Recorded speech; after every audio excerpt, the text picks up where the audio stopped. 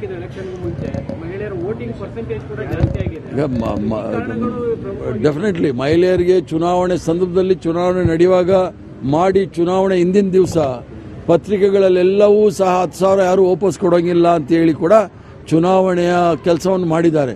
ಆ ಪತ್ರಿಕೆಗಳಲ್ಲಿ full page advertisement ಅಲ್ಲಿ ಎಲ್ಲ ಬಿಹಾರಲ್ಲಿ ಯಾರು 10,000 ರೂಪಾಯಿ ನೀವು ಮರು ಪಾವತಿ ಮಾಡೋಂಗಿಲ್ಲ ಅಂತ ಹೇಳಿ ಮಾಡಿರೋದ್ರಿಂದ ಅವರು ಈ ಚುನಾವಣೆಯನ್ನು ವಾಮ ಮಾರ್ಗದಿಂದ ಗೆದ್ದಿದ್ದಾರೆ ಅಂತೇಳಿ ನಾನು ಹೇಳ್ತಾ ಇದ್ದೀನಿ. ಮಹಾಗಠಬಂಧನ ಎಲ್ಲೆಲ್ಲಿ ಮಾಡ್ಕೊಂಡು ಹೋಗಿದ್ರೆ ಸರ್ ಅಲ್ಲೆಲ್ಲೂ ಕೂಡ ಸೋಲಾಗ್ತಾ ಇದೆ.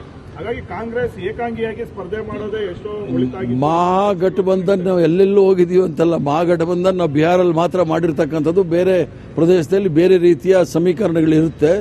ಆದ್ರಿಂದ ಸೋಲು ಗೆಲುವು ಪ್ರಜಾಪ್ರಭುತ್ವದಲ್ಲಿ ನಾವು ನಂಬಿಕೆ ಇಟ್ಕೊಂಡ್ರು ಅದನ್ನ ಇದಾಗಿ ತಗೊಳ್ತೀವಿ. ನಾವು ಏನು ಜನ ಮನ್ನಣೆ ಮಾಡಿದ್ದಾರೆ ಅದನ್ನು ನಾವು ಶಿರಸ ವಹಿಸ್ತೀವಿ. ಆದರೆ ಎಲೆಕ್ಷನ್ ಕಮಿಷನ್ನ ನಡೆ ಏನಿತ್ತಲ್ಲ ಅದು ಎಲ್ರಿಗೂ ಸಹ ಸಂಶಯ ಮೂಡ್ತಕ್ಕಂಥ ಕೆಲಸವನ್ನು ಮಾಡಿದೆ. ಬಿಹಾರ ಚುನಾವಣೆಯಲ್ಲೂ ನೀವು ಹೇಳ್ತಾ ಇದ್ರೆ ಮತಚೋರಿ ಅಂತ, ಅದನ್ನ ವಿಷಯ ಮುಂದಿಟ್ಕೊಂಡು ಜನರ ಮುಂದೆ ಹೋಗ್ತಾರೆ. ಈಗ ಇದು ನಿರಂತರವಾಗಿ ಹೋರಾಟ, ಪ್ರಜಾಪ್ರಭುತ್ವವನ್ನು ಉಳಿಸ್ತಕ್ಕಂಥದ್ದು, ಸಂವಿಧಾನದ ಆಶಯಗಳ ಪರ ಹೋರಾಟ ಮಾಡತಕ್ಕಂಥದ್ದು. ಸ್ವತಂತ್ರ ಭಾರತದಲ್ಲಿ ನಾವೆಲ್ಲರೂ ಸಹ ಸಮಾನರು ಅನ್ನೋ ವಿಚಾರದಲ್ಲಿ ಹೋರಾಟ ಮುಂದೆ ನಡೆಯುತ್ತೆ. ಯಾಕಂದ್ರೆ ಬ್ರಿಟಿಷರ ಜೊತೆ ಇದ್ದವರು ಬ್ರಿಟಿಷರು ಬಿಟ್ಟು ಹೋದ್ಮೇಲೆ ಆ ಜಾಗವನ್ನು ಭಾರತೀಯ ಜನತಾ ಪಾರ್ಟಿಯವರು RSS ತಗೊಂಡಿದ್ದಾರೆ. ಅದರ ವಿರುದ್ಧ ಯಾವ ರೀತಿ ಬ್ರಿಟಿಷರ ವಿರುದ್ಧ ಹೋರಾಟ ಮಾಡಿದೀವಿ ಅದೇ ರೀತಿ ಹೋರಾಟ ಮುಂದಿನ ದಿನಗಳಲ್ಲಿ ಮಾಡಬೇಕಾಗುತ್ತೆ. ಮಲ್ಲಿಕಾರ್ಜುನ್ ಖರ್ಗೆ ಅವರ ನಾಯಕತ್ವದ ಪ್ರಶ್ನೆ ಕೂಡ ಈಗ ಉದ್ಭವ ಆಗ್ತಿದೆ ಸರ್. ಈಗ ಅಂಪೈರೇ ನೀವೊಂದು ಟೀಮ್ ಪಕ್ಕದಲ್ಲಿ ಹೋಗ್ಬಿಟ್ರೆ ಕ್ಯಾಪ್ಟನ್ ಏನ್ ಮಾಡೋಕ್ಕಾಗುತ್ತೆ? ಎಲೆಕ್ಷನ್ ಕಮಿಷನ್ ಅಂತವರು ಅಂಪೈರ್ ಆಗಿರ್ಬೇಕು, ನಿಷ್ಪಕ್ಷಪಾತವಾಗಿರ್ಬೇಕಾಗಿತ್ತು. ಅವರೇ ಒಂದು ಪಕ್ಷದ ಪರವಾಗಿ ಜವಾಬ್ದಾರಿ ವಹಿಸಿಕೊಂಡ್ರೆ ನಾವೇನು ಮಾಡಲಿಕ್ಕಾಗೋದಿಲ್ಲ. ಆದ್ರಿಂದ ರಾಹುಲ್ ಗಾಂಧಿ ಅವರಾಗಲಿ ಮಲ್ಲಿಕಾರ್ಜುನ್ ಖರ್ಗೆ ಅವರಾಗಲಿ ಅವ್ರ ಮೇಲೆ ಯಾರೂ ಸಹ ಪ್ರಶ್ನೆ ಚಿಹ್ನೆ ಮಾಡೋದಿಲ್ಲ. ಪ್ರಶ್ನೆ ಚಿಹ್ನೆ ಮಾಡ್ತಾ ಇರ್ತಕ್ಕಂಥದ್ದು ಎಲೆಕ್ಷನ್ ಕಮಿಷನ್ ಆಫ್ ಇಂಡಿಯಾದ್ರ ಬಗ್ಗೆ. ಈ ಫಲಿತಾಂಶ ರಾಜ್ಯ ರಾಜಕಾರಣದ ಮೇಲೆ ಪರಿಣಾಮ ಬೀರುತ್ತಾ? ಕರ್ನಾಟಕ ರಾಜ್ಯ ಬೇರೆ. ಇಲ್ಲಿ ನಾವು ಲಾ ಅಬೈಡಿಂಗ್ ಸಿಟಿಸನ್ಸ್, ನೆಲದ ಕಾನೂನನ್ನು ಗೌರವಿಸ್ತಕ್ಕಂಥ ಜನತೆ ಇರ್ತಕ್ಕಂಥದ್ದು. ಮತ್ತು ಇಲ್ಲಿ ಇರ್ತಕ್ಕಂಥದ್ದು ಸರ್ವ ಜನಾಂಗದ ಶಾಂತಿಯ ತೋಟ, ಸಮಾನತೆಗೆ ಹೆಸರುವಾಸಿಯಾಗಿದ್ದಂಥವ್ರು ಬಸವಣ್ಣನವರು, ಕನಕದಾಸರು, ನಾರಾಯಣ ಗುರುಗಳು ಎಲ್ಲರೂ ಇದ್ದಂಥವ್ರು. ಇಲ್ಲಿ ಆ ಬಿಹಾರ್ನಲ್ಲಿ ಆಗ್ತಕ್ಕಂಥದ್ದು ಇಲ್ಲಿ ನಡೆಯೋದಿಲ್ಲ. ಬಿಹಾರ್ ಚುನಾವಣೆಗೂ ಕರ್ನಾಟಕ ರಾಜ್ಯದ ನಾಯಕತ್ವಕ್ಕೂ ಏನು ಸಂಬಂಧ? ಇವ್ರು ಯಾರೂ ಸಹ ಬಿಹಾರ್ಗೆ ಹೋಗಿ ಪ್ರಚಾರಕ್ಕೂ ಹೋಗಿರಲಿಲ್ಲ. ಚುನಾವಣೆ ಸಂದರ್ಭದಲ್ಲಿ ಇವರೆಲ್ಲರೂ ಸಹ ಕರ್ನಾಟಕದಲ್ಲಿ ಬಿಸಿಯಾಗಿದ್ರು. ಆದ್ರಿಂದ ಇವ್ರು ಯಾಕೆ ಹೊಣೆ ಹಾಕ್ತಾರೆ? ಬಂದೆ ಅದು ಒಂದೇ ನಿಮಿಷ. ಅದ್ರ ಜೊತೆಗೆ ಕಾಂಗ್ರೆಸ್ ಪಕ್ಷ ಅಲ್ಲಿ junior partner RJD major partner. ಆದ್ರಿಂದ ಇಲ್ಲಿಗೂ ಅದಕ್ಕೇನು ಸಂಬಂಧ ಅಲ್ಲ. ರಾಹುಲ್ ಗಾಂಧಿ ಅವ್ರಿಗೂ ಖರ್ಗೆ ಸಾಹೇಬ್ರಿಗೂ ಇದನ್ನು ನೀವು ಬೆಟ್ ಮಾಡಿ ತೋರ್ಸಕ್ ಆಗೋದಿಲ್ಲ, ಅಥವಾ ಇಲ್ಲಿ ಸಿದ್ದರಾಮಯ್ಯನವ್ರಿಗೆ ಅಥವಾ ಶಿವಕುಮಾರ್ಗೆ ಬೆಟ್ ಮಾಡಿ ತೋರ್ಸಕ್ ಆಗಲ್ಲ.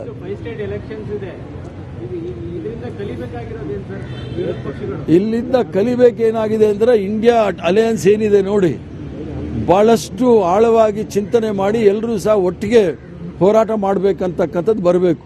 ಯಾಕಂದ್ರೆ ಭಾರತೀಯ ಜನತಾ ಪಾರ್ಟಿ ಅಥವಾ ಭಾರತೀಯ ಜನತಾ ಪಾರ್ಟಿ ನಮಗೇನಂತ ದೊಡ್ಡ ಶತ್ರುಗಳಲ್ಲ. ಇರ್ತಕ್ಕಂಥದ್ದು RSSನ ಕುತಂತ್ರಗಳನ್ನು ನಾವು ಹೋರಾಟ ತೆಗಿಬೇಕು ಅಂದ್ರೆ ಬಹಳ ತೀಕ್ಷ್ಣವಾಗಿ ಯೋಚನೆ ಮಾಡಬೇಕಾಗುತ್ತೆ.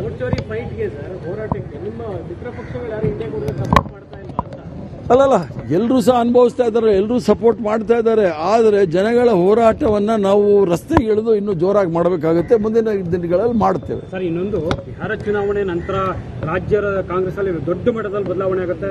ಆ ಫಲಿತಾಂಶ ದಿಕ್ಸೂಚಿ ಅನ್ನೋದಕ್ಕಿಂತಲೂ ಆ ಫಲಿತಾಂಶ ಒಂದು ನೇರವಾಗಿ ಪ್ರಭಾವ ಬೀರುತ್ತೆ ಅನ್ನುವಂಥದ್ದು ನಾಯಕತ್ವ ಆಗಿರ್ಬೋದು, ಬೇರೆ ಬೇರೆ ವಿಚಾರಕ್ಕೆ ಸಂಬಂಧಪಟ್ಟಂಗೆ ಅನ್ನುವಂಥ ಚರ್ಚೆ ಆಗ್ತಿತ್ತು. ಮಾಮರ ಎಲ್ಲೋ ಕೋಗಿಲೆ ಎಲ್ಲೋ ಅಂತಾರೆ ನೋಡಿ, ಹಾಗೆ ಅದಕ್ಕೂ ಇದಕ್ಕೆ ಸಂಬಂಧನೇ ಇಲ್ಲ ಬಿಡಿ.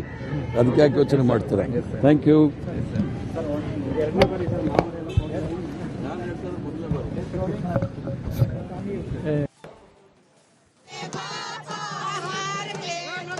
ನೋಡ್ತಾ ಇದ್ವಿ, BK ಹರಿಪ್ರಸಾದ್ ಅವರು ಹೇಳ್ತಾ ಇದ್ರು ಇದೆಲ್ಲ ಆಗಿದ್ದು ವೋಟ್ ಚೋರಿಯಿಂದಾನೇ NDA ಬಿಹಾರದಲ್ಲಿ ಇಷ್ಟೊಂದು ಸ್ಥಾನಗಳನ್ನ ಗೆಲ್ಲೋದಕ್ಕೆ ಸಾಧ್ಯ ಆಗಿದೆ ಅಂತ BK ಹರಿಪ್ರಸಾದ್ ಅವರು ಹೇಳ್ತಾ ಇದ್ರು. ಅದರ ಬದಲಾಗಿ ಕಾಂಗ್ರೆಸ್ ವಿಚಾರದಲ್ಲೂ ಕೂಡ ಅವ್ರು ಹೇಳಿದ್ದು ಇಲ್ಲ, ಇದು ಕೂಡ ನಮ್ಮ ವೈಫಲ್ಯ ಏನಲ್ಲ, ಇದೆಲ್ಲವೂ ವೋಟ್ ಚೋರಿಯಿಂದ ಆಗಿದೆ ಅನ್ನುವಂಥದ್ದನ್ನ ವಿವರವಾಗಿ ಹೇಳ್ತಾ ಹೋದ್ರು BK ಹರಿಪ್ರಸಾದ್ ಅವರು.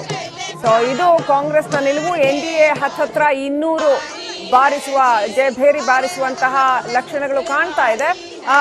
ಒಂದು 5 ಸಂಖ್ಯೆ ಹೆಚ್ಚು ಅಥವಾ ಕಡಿಮೆ ಎಲೆಕ್ಷನ್ ಮುಂಚೆ ಮಹಿಳೆಯರ ವೋಟಿಂಗ್ ಪರ್ಸೆಂಟೇಜ್ ಕೂಡ ಜಾಸ್ತಿ ಆಗಿದೆ. ಈಗ ಡೆಫಿನೆಟ್ಲಿ ಮಹಿಳೆಯರಿಗೆ ಚುನಾವಣೆ ಸಂದರ್ಭದಲ್ಲಿ ಚುನಾವಣೆ ನಡೆಯುವಾಗ ಮಾಡಿ ಚುನಾವಣೆ ಹಿಂದಿನ ದಿವಸ ಪತ್ರಿಕೆಗಳಲ್ಲೆಲ್ಲವೂ ಸಹ 10,000 ಯಾರು ವಾಪಸ್ ಕೊಡೋಂಗಿಲ್ಲ ಅಂತೇಳಿ ಕೂಡ ಚುನಾವಣೆಯ ಕೆಲಸವನ್ನು ಮಾಡಿದ್ದಾರೆ. ಆ ಪತ್ರಿಕೆಗಳಲ್ಲಿ ಫುಲ್ ಪೇಜ್ ಅಡ್ವರ್ಟೈಸ್ಮೆಂಟ್ ಅಲ್ಲಿ ಎಲ್ಲ ಬಿಹಾರಲ್ಲಿ ಯಾರು 10,000 ರೂಪಾಯಿ ನೀವು ಮರು ಪಾವತಿ ಮಾಡೋಂಗಿಲ್ಲ ಅಂತ ಹೇಳಿ ಮಾಡಿರೋದ್ರಿಂದ ಅವರು ಈ ಚುನಾವಣೆಯನ್ನು ವಾಮ ಮಾರ್ಗದಿಂದ ಗೆದ್ದಿದ್ದಾರೆ ಅಂತೇಳಿ ನಾನು ಹೇಳ್ತಾ ಇದ್ದೇನೆ. ಸರ್, ಈ ಮಹಾಗಠಬಂಧನ ಎಲ್ಲೆಲ್ಲಿ ಮಾಡ್ಕೊಂಡು ಹೋಗಿದ್ರೆ ಸರ್ ಅಲ್ಲೆಲ್ಲನೂ ಕೂಡ ಸೋಲಾಗ್ತಾ ಇದೆ. ಹಾಗಾಗಿ ಕಾಂಗ್ರೆಸ್ ಏಕಾಂಗಿಯಾಗಿ ಸ್ಪರ್ಧೆ ಮಾಡೋದೇ ಎಷ್ಟೋ ಒಳಿತಾಗಿ. ಮಹಾಗಠಬಂಧನ್ ನಾವು ಎಲ್ಲೆಲ್ಲೂ ಹೋಗಿದೀವಿ ಅಂತಲ್ಲ, ಮಹಾಗಠಬಂಧನ್ ನಾವು ಬಿಹಾರಲ್ಲಿ ಮಾತ್ರ ಮಾಡಿರ್ತಕ್ಕಂಥದ್ದು. ಬೇರೆ ಪ್ರದೇಶದಲ್ಲಿ ಬೇರೆ ರೀತಿಯ ಸಮೀಕರಣಗಳಿರುತ್ತೆ. ಆದ್ರಿಂದ ಸೋಲು ಗೆಲುವು ಪ್ರಜಾಪ್ರಭುತ್ವದಲ್ಲಿ ನಾವು ನಂಬಿಕೆ ಇಟ್ಕೊಂಡ್ರು ಅದನ್ನ ಇದಾಗಿ ತಗೊಳ್ತೀವಿ. ನಾವು ಏನು ಜನ ಮನ್ನಣೆ ಮಾಡಿದ್ದಾರೆ ಅದನ್ನು ನಾವು ಶಿರಸ ವಹಿಸ್ತೀವಿ. ಆದರೆ ಎಲೆಕ್ಷನ್ ಕಮಿಷನ್ನ ನಡೆ ಏನಿತ್ತಲ್ಲ ಅದು ಎಲ್ರಿಗೂ ಸಹ ಸಂಶಯ ಮೂಡ್ತಕ್ಕಂಥ ಕೆಲಸವನ್ನು ಮಾಡಿದೆ. ಬಿಹಾರ ಚುನಾವಣೆಯಲ್ಲೂ ನೀವು ಹೇಳ್ತಾ ಇದ್ರೆ ಮತಚೋರಿ ಅಂತ, ಅದನ್ನ ವಿಷಯ ಮುಂದಿಟ್ಕೊಂಡು ಜನರ ಮುಂದೆ ಹೋಗ್ತಾರೆ. ಈಗ ಇದು ನಿರಂತರವಾಗಿ ಹೋರಾಟ, ಪ್ರಜಾಪ್ರಭುತ್ವವನ್ನು ಉಳಿಸ್ತಕ್ಕಂಥದ್ದು, ಸಂವಿಧಾನದ ಆಶಯಗಳ ಪರ ಹೋರಾಟ ಮಾಡ್ತಕ್ಕಂಥದ್ದು. ಸ್ವತಂತ್ರ ಭಾರತದಲ್ಲಿ ನಾವೆಲ್ಲರೂ ಸಹ ಸಮಾನರು ಅನ್ನೋ ವಿಚಾರದಲ್ಲಿ ಹೋರಾಟ ಮುಂದೆ ನಡೆಯುತ್ತೆ. ಯಾಕಂದ್ರೆ ಬ್ರಿಟಿಷರ ಜೊತೆ ಇದ್ದವರು ಬ್ರಿಟಿಷರು ಬಿಟ್ಟು ಹೋದ್ಮೇಲೆ ಆ ಜಾಗವನ್ನು ಭಾರತೀಯ ಜನತಾ ಪಾರ್ಟಿಯವರು RSS ತಗೊಂಡಿದ್ದಾರೆ.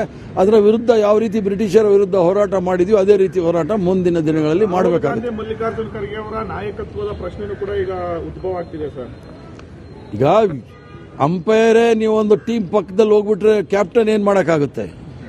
ಎಲೆಕ್ಷನ್ ಕಮಿಷನ್ ಅಂತವರು ಅಂಪೈರ್ ಆಗಿರ್ಬೇಕು, ನಿಷ್ಪಕ್ಷಪಾತವಾಗಿರ್ಬೇಕಾಗಿತ್ತು. ಅವರೇ ಒಂದು ಪಕ್ಷದ ಪರವಾಗಿ ಜವಾಬ್ದಾರಿ ವಹಿಸಿಕೊಂಡ್ರೆ ನಾವೇನು ಮಾಡಲಿಕ್ಕಾಗೋದಿಲ್ಲ. ಆದ್ರಿಂದ ರಾಹುಲ್ ಗಾಂಧಿ ಅವರಾಗಲಿ ಮಲ್ಲಿಕಾರ್ಜುನ್ ಖರ್ಗೆ ಅವರಾಗಲಿ ಅವ್ರ ಮೇಲೆ ಯಾರೂ ಸಹ ಪ್ರಶ್ನೆ ಚಿಹ್ನೆ ಮಾಡೋದಿಲ್ಲ. ಪ್ರಶ್ನೆ ಚಿಹ್ನೆ ಮಾಡ್ತಾ ಇರ್ತಕ್ಕಂಥದ್ದು ಎಲೆಕ್ಷನ್ ಕಮಿಷನ್ ಆಫ್ ಇಂಡಿಯಾದ್ರ ಬಗ್ಗೆ. ಈ ಫಲಿತಾಂಶ ರಾಜ್ಯ ರಾಜಕಾರಣದ ಮೇಲೆ ಪರಿಣಾಮ ಬೀರುತ್ತಾ? ಕರ್ನಾಟಕ ರಾಜ್ಯ ಬೇರೆ. ಇಲ್ಲಿ ನಾವು ಲಾ ಅಬೈಡಿಂಗ್ ಸಿಟಿಸನ್ಸ್, ನೆಲದ ಕಾನೂನನ್ನು ಗೌರವಿಸ್ತಕ್ಕಂಥ ಜನತೆ ಇರ್ತಕ್ಕಂಥದ್ದು. ಮತ್ತು ಇಲ್ಲಿ ಇರ್ತಕ್ಕಂಥದ್ದು ಸರ್ವ ಜನಾಂಗದ ಶಾಂತಿಯ ತೋಟ, ಸಮಾನತೆಗೆ ಹೆಸರುವಾಸಿಯಾಗಿದ್ದಂಥವ್ರು ಬಸವಣ್ಣನವರು, ಕನಕದಾಸರು, ನಾರಾಯಣ ಗುರುಗಳು ಎಲ್ಲರೂ ಇದ್ದಂಥವ್ರು. ಇಲ್ಲಿ ಆ ಬಿಹಾರಲ್ಲಿ ಆಗ್ತಕ್ಕಂಥದ್ದು ಇಲ್ಲಿ ನಡೆಯೋದಿಲ್ಲ. ಬಿಹಾರ್ ಚುನಾವಣೆಗೂ ಕರ್ನಾಟಕ ರಾಜ್ಯದ ನಾಯಕತ್ವಕ್ಕೂ ಏನು ಸಂಬಂಧ? ಇವ್ರು ಯಾರೂ ಸಹ ಬಿಹಾರ್ಗೆ ಹೋಗಿ ಪ್ರಚಾರಕ್ಕೂ ಹೋಗಿರಲಿಲ್ಲ. ಚುನಾವಣೆ ಸಂದರ್ಭದಲ್ಲಿ ಇವರೆಲ್ಲರೂ ಸಹ ಕರ್ನಾಟಕದಲ್ಲಿ ಬಿಸಿಯಾಗಿದ್ರು. ಆದ್ರಿಂದ ಇವ್ರು ಯಾಕೆ ಹೊಣೆ ಹಾಕ್ತಾರೆ? ಬಂದೆ ಅದು ಒಂದೇ ನಿಮಿಷ. ಅದ್ರ ಜೊತೆಗೆ ಕಾಂಗ್ರೆಸ್ ಪಕ್ಷ ಅಲ್ಲಿ junior partner RJD major partner. ಆದ್ರಿಂದ ಇಲ್ಲಿಗೂ ಅದಕ್ಕೇನು ಸಂಬಂಧ ಅಲ್ಲ. ರಾಹುಲ್ ಗಾಂಧಿ ಅವ್ರಿಗೂ ಖರ್ಗೆ ಸಾಹೇಬ್ರಿಗೂ ಇದನ್ನು ನೀವು ಬೆಟ್ ಮಾಡಿ ತೋರ್ಸಕ್ ಆಗೋದಿಲ್ಲ, ಅಥವಾ ಇಲ್ಲಿ ಸಿದ್ದರಾಮಯ್ಯನವ್ರಿಗೆ ಅಥವಾ ಶಿವಕುಮಾರ್ಗೆ ಬೆಟ್ ಮಾಡಿ ತೋರ್ಸಕ್ ಆಗಲ್ಲ.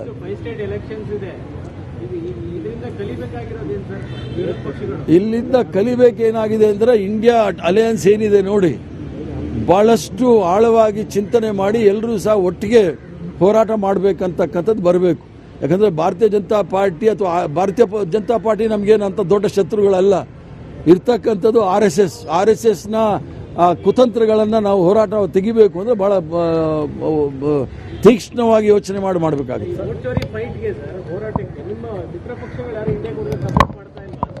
ಅಲ್ಲಲ್ಲ, ಎಲ್ಲರೂ ಸಹ ಅನುಭವಿಸ್ತಾ ಇದ್ದಾರೆ, ಎಲ್ಲರೂ ಸಪೋರ್ಟ್ ಮಾಡ್ತಾ ಇದ್ದಾರೆ. ಆದರೆ ಜನಗಳ ಹೋರಾಟವನ್ನ ನಾವು ರಸ್ತೆಗೆ ಇಳಿದು ಇನ್ನೂ ಜೋರಾಗಿ ಮಾಡಬೇಕಾಗುತ್ತೆ. ಮುಂದಿನ ದಿನಗಳಲ್ಲಿ ಮಾಡ್ತೇವೆ. ಸರ್, ಇನ್ನೊಂದು ಬಿಹಾರ ಚುನಾವಣೆ ನಂತರ ರಾಜ್ಯದ ಕಾಂಗ್ರೆಸ್ ಅಲ್ಲಿ ದೊಡ್ಡ ಮಟ್ಟದಲ್ಲಿ ಬದಲಾವಣೆ ಆಗುತ್ತೆ.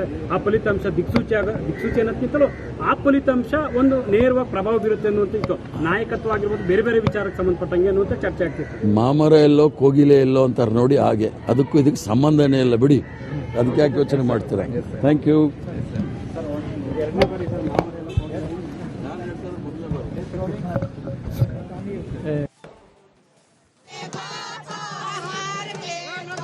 ನೋಡ್ತಾ ಇದ್ವಿ, BK ಹರಿಪ್ರಸಾದ್ ಅವರು ಹೇಳ್ತಾ ಇದ್ರು ಇದೆಲ್ಲ ಆಗಿದ್ದು ವೋಟ್ ಚೋರಿಯಿಂದಾನೇ NDA ಬಿಹಾರದಲ್ಲಿ ಇಷ್ಟೊಂದು ಸ್ಥಾನಗಳನ್ನ ಗೆಲ್ಲೋದಕ್ಕೆ ಸಾಧ್ಯ ಆಗಿದೆ ಅಂತ BK ಹರಿಪ್ರಸಾದ್ ಅವರು ಹೇಳ್ತಾ ಇದ್ರು. ಅದರ ಬದಲಾಗಿ ಕಾಂಗ್ರೆಸ್ ವಿಚಾರದಲ್ಲೂ ಕೂಡ ಅವ್ರು ಹೇಳಿದ್ದು ಇಲ್ಲ, ಇದು ಕೂಡ ನಮ್ಮ ವೈಫಲ್ಯ ಏನಲ್ಲ, ಇದೆಲ್ಲವೂ ವೋಟ್ ಚೋರಿಯಿಂದ ಆಗಿದೆ ಅನ್ನುವಂಥದ್ದನ್ನ ವಿವರವಾಗಿ ಹೇಳ್ತಾ ಹೋದ್ರು BK ಹರಿಪ್ರಸಾದ್ ಅವರು.